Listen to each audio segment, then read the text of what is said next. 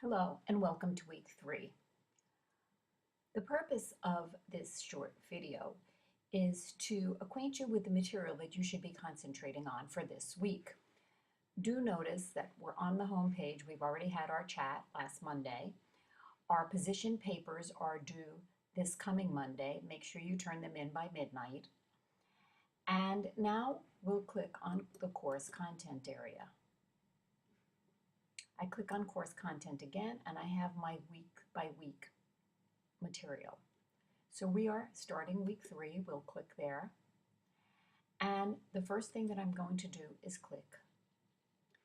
Here we have the essential question. What is fair and what is unfair when it comes to educational measurement and tracking student progress? How to align your own assessments with state standards? How can we explain test data to parents so that they can understand the data? And what types of data are most useful for instructional planning? We're going to look at creating good test questions. And this week you should be reading in your Osterhoff text, chapter 6, 7, and 8. You do have a PowerPoint, and it will load when you click here.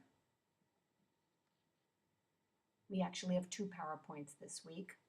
This one deals with test construction, and I'm not going to read the entire PowerPoint to you, but there are 2 different ways that you can watch this. You can click here to present the entire thing, or you can look slide by slide.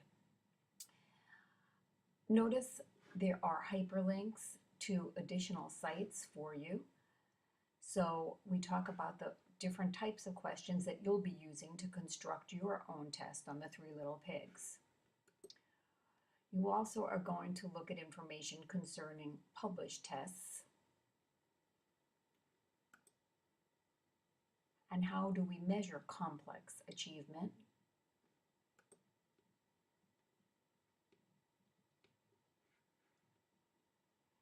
And there are some valuable resources in this PowerPoint for you as well. We also have a wonderful resource called A Short Guide to Writing Effective Test Questions.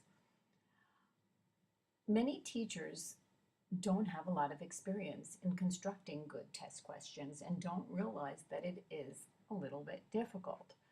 So if you click on this link,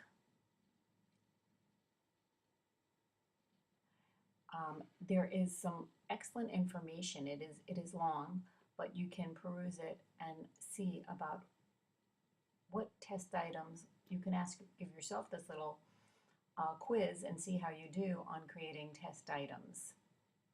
And the answers are here for you. So you have some general tips about creating tests.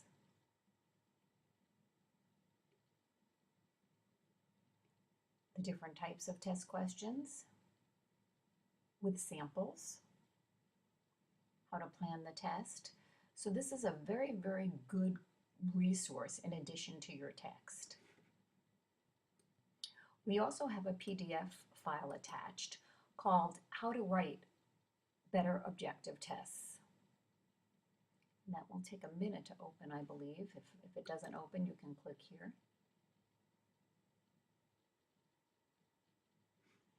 And here is a 8-page handout on how to create the different types of questions, what your question stem should look like.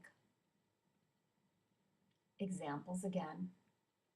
So as you create your test, and you've only got to do 10 questions, you can take the time to make those questions so that they are written in these formats and are good test questions. And finally, I've prepared another PowerPoint for you simplifying the basis of creating a good test question.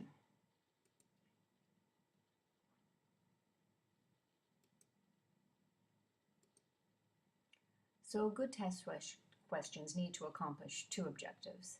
They should determine the student's knowledge of the material and give them a fair chance to succeed. Questions should not trick students, nor should they be so straightforward that students who have not studied are able to guess the answer. So there needs to be some balance there. The wording should be concise and clear. Don't be excessive. Make sure that there's only one correct answer from the options you give them. If you are doing multiple choice, there should be 3 to 5 plausible choices for the student to select from as their answer. Try not to use all of the above or none of the above too often. Make sure that your multiple choice answers are randomly distributed, so not all answers are correct answers or B or C, or that there's an obvious pattern.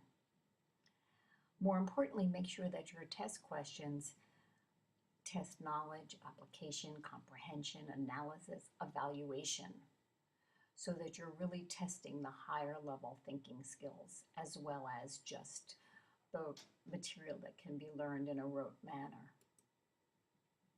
True-false questions are best used when you're looking to test a student's recall ability. Make sure the answer is clear and that it could not be either or. Try not to use negative questions such as "this novel was not written by," but instead use "this novel was written by." Use random order of true-false responses with your test questions to avoid a pattern again. And then be sure to use more false questions than true questions, as they have been proven to cater towards higher cognitive level students. Short answer questions can be completion items.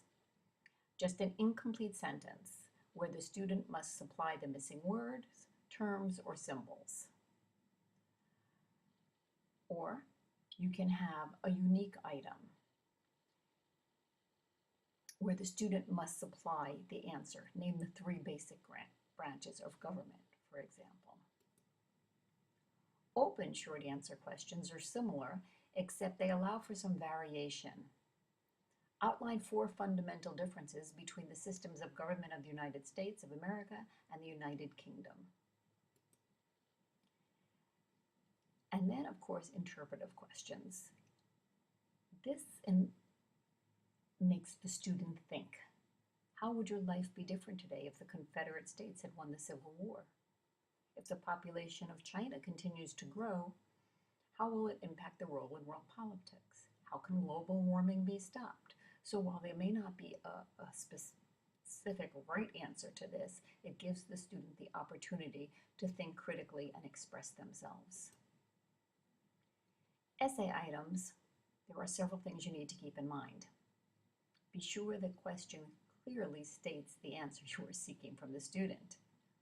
If you require the student to write a longer essay, then be sure that there's only a single question to answer. If you're looking to test comprehension, open with "explain the following." If you're seeking the student's ability to analyze, make sure you use something like compare and contrast. Don't give students the option to pick 2 or 3 questions among 5. This adds confusion for the students and complexity for the teacher when grading, because you're not going to be able to compare student to student if they've answered different questions. So there you have it for this week. And you should be beginning to prepare your test questions for the 3 Little Pigs. Have fun with it. Use the material that we have prepared for you. And let me know if you have any questions. Have a great week.